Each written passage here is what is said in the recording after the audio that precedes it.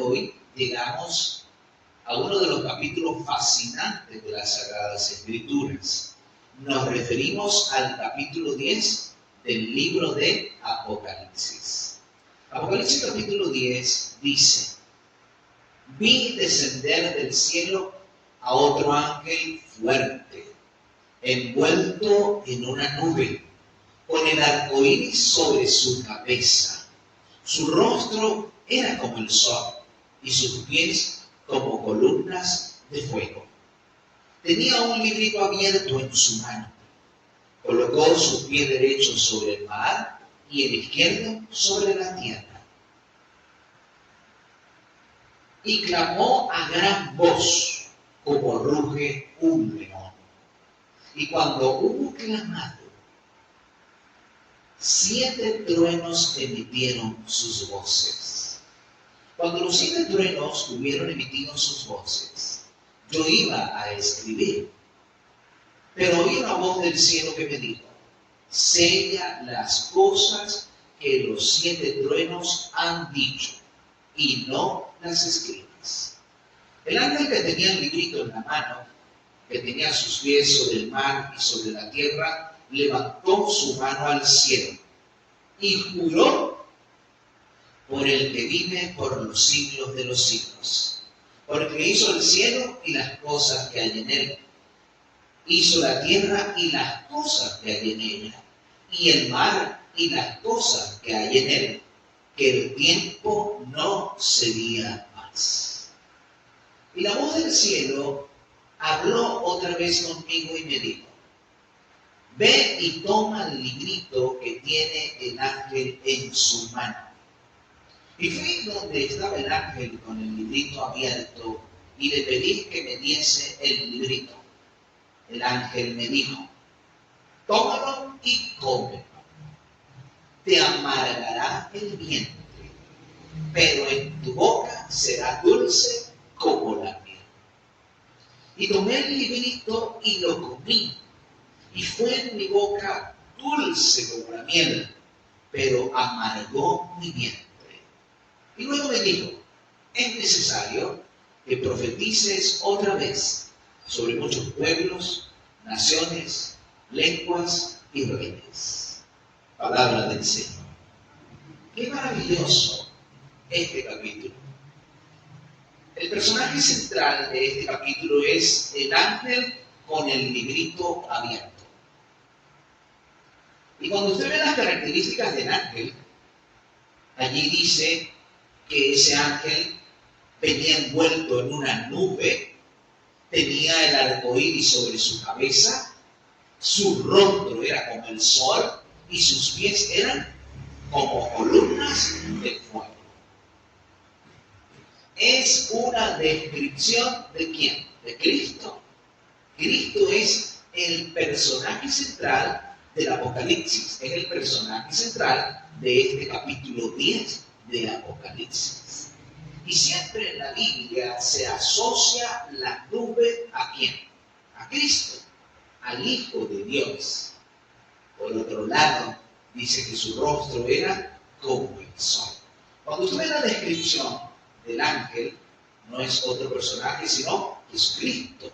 Es el mismo que aparece en el capítulo 1, en la primera visión de Juan. Este ángel, dice la palabra, tiene un librito abierto en su mano. Tiene su pie derecho sobre el mar y su pie izquierdo sobre la tierra.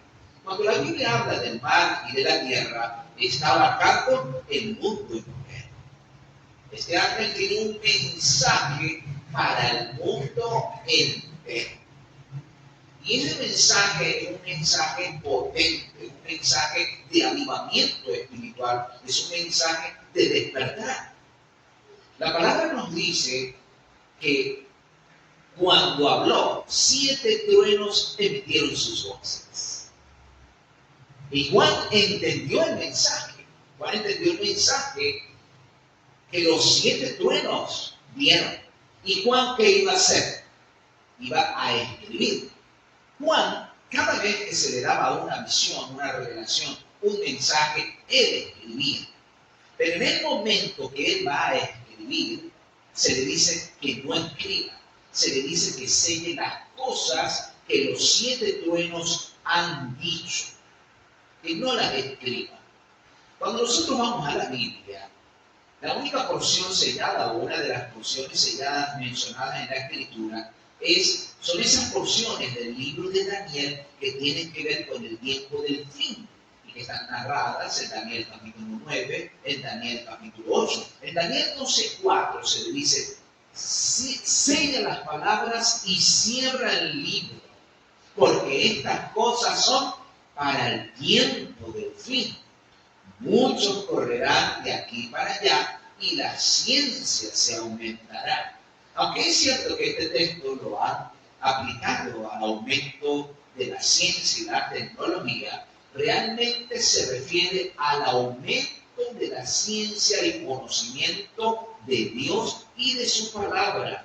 El aumento del conocimiento de Dios y de las profecías bíblicas se daría en el tiempo del fin. Juan entiende el mensaje, pero el mensaje que Juan oye no es pertinente para la gente de sus vidas. Las personas no iban a entender cuál era el mensaje que Juan iba a escribir. Era una referencia al mensaje del primero, segundo y tercer ángel, que tendría su impacto en el tiempo del fin, pero no aplicaba para el tiempo de Juan. Y por eso se le dice que selle las cosas que han dicho los 7 truenos. Quiere decir, mis hermanos, que este mensaje era contundente y pertinente para el tiempo del fin. Luego, la palabra de Dios nos dice que el ángel con el librito abierto levanta su mano al cielo y hace un juramento. Es un juramento solemne. Ustedes saben que desde los tiempos antiguos y también en la actualidad todavía se utiliza el acto de levantar la mano para hacer un juramento. ¿Y por quién jura? El capítulo 10 de Apocalipsis, en el verso 6, nos dice que jura por el que vive por los siglos de los siglos, por el que creó los cielos y lo que hay en él, el que creó la tierra y lo que hay en ella, el que creó el mar y lo que hay en él. Estaba jurando por sí mismo. Es un juramento muy solemne, muy sagrado. ¿Y qué dice el Señor? El tiempo no será más. O sea, todas las profecías del tiempo, como la profecía de los 1260 días, que tiene que ver con el periodo de la supremacía papal, con el tiempo de los 2300 años de Daniel 8:14, que llegaba hasta el tiempo del fin. Ya en la Biblia, ya en el tiempo, no hay más profecías de tiempo. No hay más cronologías bíblicas, no hay tiempos cronológicos determinados o profetizados. Ya con ese periodo terminaría entonces toda profecía de tiempo, y desde esos tiempos nosotros estamos viviendo por la misericordia de Dios en el tiempo del fin. Grande es la misericordia de Dios. El apóstol Pedro nos dice allí en su segunda carta, el capítulo 3, verso 9, que muchos dicen y se quejan que porque Cristo no ha venido, si son tantos años diciendo que Cristo viene y no viene. El apóstol Pedro nos da la explicación y nos dice que la razón por la cual el Señor no ha venido es porque el Señor está empeñado en salvar a cada habitante de este mundo. El Señor quiere que cada persona que vive en este planeta tenga acceso a la salvación, haya la salvación en Jesucristo. Por eso no ha venido aún. Pero cuando el reloj del tiempo marque el momento en el itinerario de Dios, Cristo vendrá con poder y gran gloria. Así que, queridos hermanos, la palabra de Dios es muy clara y contundente en este capítulo 10 de Apocalipsis. Ahora, vean ustedes, la palabra nos dice que en los días del toque de la voz de la séptima trompeta, el misterio de Dios se consumará, como lo reveló a sus siervos los profetas, como lo anunció anticipadamente. ¿Cuál es el misterio de Dios? La palabra de Dios nos habla en varias porciones de la Escritura y nos dice que el misterio de Dios es el plan de salvación. Todo lo que Dios ha hecho para salvar al hombre. La Escritura nos menciona en este periodo un periodo muy particular de investigación de la Biblia, de profundización en las profecías bíblicas, de comprensión de las profecías bíblicas. A lo largo de toda la historia del cristianismo se ha hecho un esfuerzo, los investigadores de la Biblia, por entender esos periodos proféticos. Pero esos periodos proféticos no se entendieron en otros tiempos de la historia porque no eran para ese tiempo. Pero cuando llegó el tiempo del fin, la profecía de los 1260 años llegó a su feliz y satisfactorio cumplimiento. Cuando llegó el cumplimiento del tiempo, la profecía de los 2300 años, que comenzaba en el año 457 a.C., llegó a su cumplimiento. Entramos en el tiempo del fin. Alabado sea el Señor. Ahora vean ustedes. Dios, es la voz de Dios que le habla y le dice a Juan, mira, ve al ángel y dile que te dé el librito. Y Juan obedece. Juan obedece, recibe la orden allí en el versículo 8 del capítulo 10 de Apocalipsis. Y Juan va donde está el ángel con el librito abierto en su mano. Le pide que le dé el libro. Y el ángel le da el librito y le dice, toma y cómelo. Cuando lo tomas, amargará tu vientre, pero en tu boca será como dulce como la miel. Juan, en ese acto, en esa orden que recibe, está personificando a los hijos de Dios en ese periodo profético. Vean ustedes que Juan recibe la orden de comer. No es que se come un libro. Los chivos comen papel, ¿sí? No es que Dios está dando la orden de que comamos papel. No. Comer el librito es entender las profecías bíblicas. Porque el librito al cual está haciendo referencia, porque es un libro pequeño, o sea, es una porción del libro de Daniel, son las porciones del libro de Daniel que tienen que ver con el tiempo del fin, como ya mencionamos, el periodo de los 1260 años, el periodo de los 2300 años, que no se había entendido en el pasado, pero que se entendió en el tiempo cuando llegó su cumplimiento.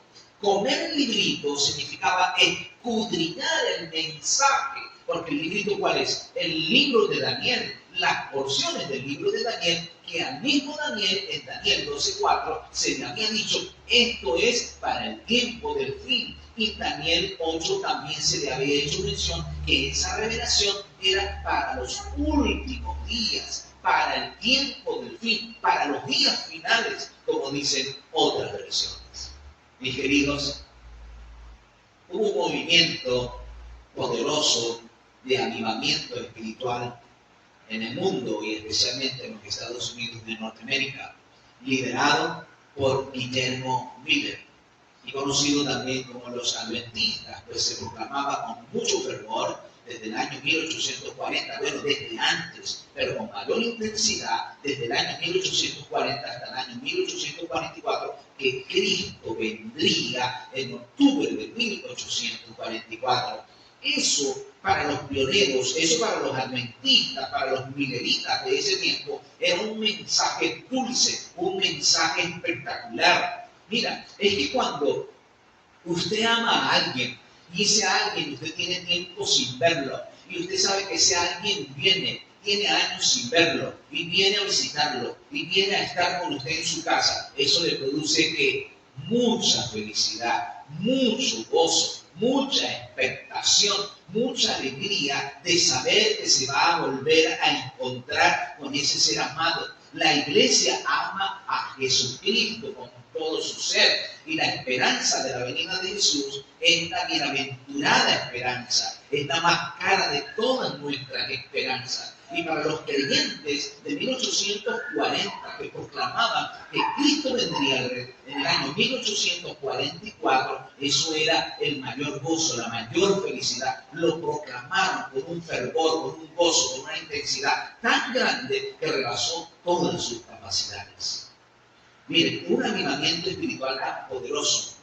Las cantinas se convertían en iglesias, los teatros se convertían en templos, los lugares de placer se cerraban y se abrían para escuchar la predicación de la palabra de Dios. Miles escucharon el mensaje y varios miles abrazaron la fe del pronto regreso de Jesús para 1844. ¿Pero qué había pasado? Al igual como sucedió con los apóstoles. Ustedes saben que los judíos del tiempo de Jesús, del tiempo de los apóstoles, ellos aplicaron los versículos de la Biblia referente a la segunda venida a la primera venida. Pero Jesús, en su primera venida, no iba a venir como rey de reyes ni señor de señores, iba a venir como siervo, iba a venir como maestro, iba a venir como el sembrador celestial que vendría a sembrar la palabra. Pero ellos creían que vendría como rey. Y resulta que ese era su líder máximo, su maestro, su rey que tanto anhelaban que gobernara a Israel. Y cuando ese rey queda clavado en una cruz vergonzosamente, todas sus expectativas se desvanecieron.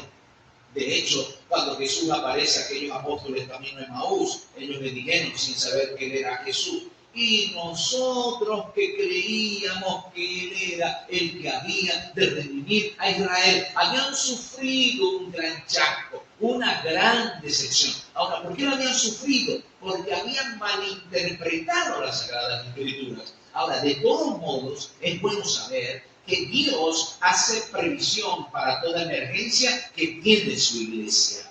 Dios nunca abandona su iglesia. Dios siempre está con su iglesia en toda emergencia, en toda eventualidad, en toda dificultad. Y así como los adventistas esperaban a Cristo con todo el fervor, y llegó aquel 22 de octubre y se reunieron en distintos lugares. La mayoría de ellos, por no decir la totalidad, dejaron de cultivar sus tierras, entregaron sus casas, entregaron sus propiedades, dieron su dinero a la causa del evangelio, de la predicación de la venida de Cristo. Pero cuando aquel 22 de octubre de 1844 Cristo no vino, aquello produjo una gran decepción en sus corazones, una tristeza muy profunda. Y Dan Edson, uno de los pioneros de aquel tiempo, uno de los adventistas de aquel tiempo, dijo: cuando llegaron las 12 de la noche, cuando el reloj tocó las 12 campanadas y Cristo no vino, sentimos como que todos nuestros anhelos, todos nuestros sueños habían desaparecido. Y lloramos, y lloramos, y lloramos hasta el amanecer. Mis queridos, fue un golpe duro, fue una prueba muy dura para los adventistas de aquel tiempo. Soportar las burlas, el desprecio de la gente, de los incrédulos, al saber que Cristo no había tenido el mensaje que con tanto fervor ellos habían proclamado. Por eso Juan, en esta visión de Apocalipsis, él se hace parte de la visión cuando se le pide comer el librito, y se le dice que al comer el librito, aquel librito como fue a su paladar, dulce como la miel. Era un mensaje muy dulce, saber que Cristo vendría en breve. Charles Fitch, un famoso predicador adventista, unos días antes del 22 de octubre de 1844, estaba bautizando en un lago bastante pequeño. Llegó un grupo de personas para bautizarse y él los bautizó. Cuando estaba saliendo ya de aquel lago del bautismo, viene otro grupo para ser bautizado. Y él también vuelve a entrar y los bautiza. Después que ese grupo se bautizó y ya salía para irse, llegó otro grupo de personas para ser bautizados. Y él los bautizó. Y fue tan fuerte el someterse a tanto frío haciendo aquellas ceremonias bautismales que le dio una hipotermia muy grande y falleció. Y en los escritos de los periódicos adventistas de aquel tiempo salía noticia que su esposa y sus hijos no estaban tristes, porque ellos venían a su familiar, el pastor Fitch, resucitar cuando Cristo viniera por segunda vez, que sería dentro de pocos días. Mis queridos, fue realmente un chasco muy grande, pero vean ustedes, el Señor dio a su iglesia. Los que no estaban firmes en lo que habían vivido, no estaban claros en lo que habían experimentado, se fueron. Pero los hijos sinceros de Dios, ¿a dónde creen ustedes que fueron para encontrar respuesta a sus inquietudes, a su error? A la palabra. La palabra de Dios les mostró en qué estaban equivocados. No era en la fecha, era en el acontecimiento. Porque no era la segunda venida de Cristo a la tierra. Era el paso de Jesús del lugar santo al lugar santísimo en el santuario celestial. Este fue un mensaje muy dulce. Pero en aquel tiempo, desde 1840, se proclamó el mensaje del primero y del segundo ángel. Ahora nosotros tenemos la gran comisión de predicar el mensaje del tercer ángel. Y por eso el ángel le dice a Juan, después que pasa aquel amargo chasco, aquel librito dulce en su paladar, pero amargo a su vientre. En el verso 11 se le dice, un mensaje alentador, un mensaje inspirador. Es necesario que profetices otra vez sobre muchos pueblos, naciones, lenguas y reyes. Tienes un mensaje que dar y ese mensaje se debe dar al mundo entero. ¿A quién se debe dar? Al mundo entero. Como iglesia, como hijos de Dios, que esperamos la venida del Señor, que creemos que Cristo viene pronto, hemos de darle a la gente el mensaje del tercer ángel. Hemos de decirle que se preparen porque Cristo viene pronto. ¿Cuántos creen que Cristo viene pronto? ¿Quieren estar listos para ese día? Que Dios les bendiga. El Señor los afiance en esta bendita esperanza.